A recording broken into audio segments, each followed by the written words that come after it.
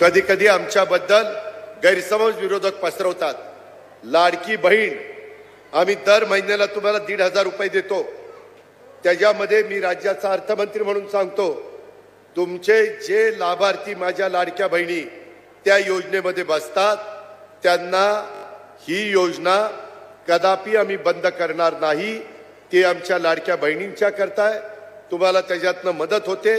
उलट आम्ही त्याच्यात नवीन प्रस्ताव आणलेला आहे, काही बँका पुढे आणलेल्या आहेत। नांदेड जिल्हा बँकेशी पण मी बोलीन, काही जिल्हा मध्यवर्ती सहकारी बँका चांगल्या आहेत, तिथं आमचे दर महिन्याला 1,500 रुपये त्या भगिनीला जातात।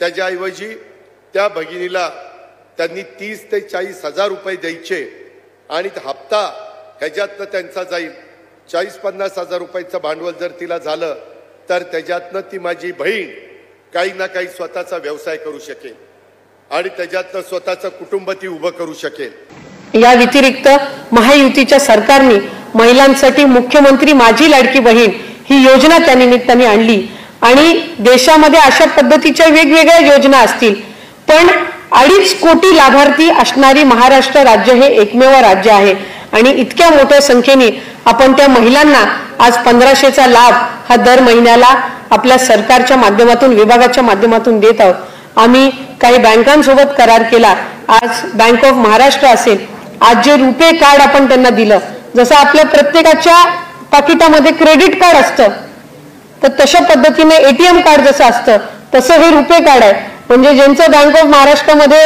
अकाउंट आहे आणि 1500 त्यांच्या खात्यामध्ये जात आहेत, तर त्यांना जर क्रेडिट कार्डचा वापर करायचा असेल तर हे रुपे कार्ड आहे आणि त्याचा वापर करू शकतात।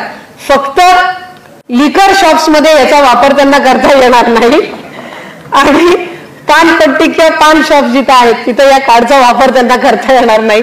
बाकी ठिकाणी ते ह्या रुपे कार्ड जे आहे त्याचा वापर त्या निमित्ताने करू शकतात, कारण एका बाजूला आपण ई गव्हर्नन्स आणि ई फायनान्स जास्तीत जास्त आपण वापर करत असताना या महिलांना सुद्धा अधिकाधिक जीपे असेल किंवा त्याचबरोबर हे क्रेडिट कार्ड एटीएम कार्ड असतील याचा वापर ग्रामीण भागामधल्या महिलांना सुद्धा अधिकाधिक यावा, या दृष्टिकोनातून हे पाऊल आम्ही त्या निमित्ताने उचललेलं आहे।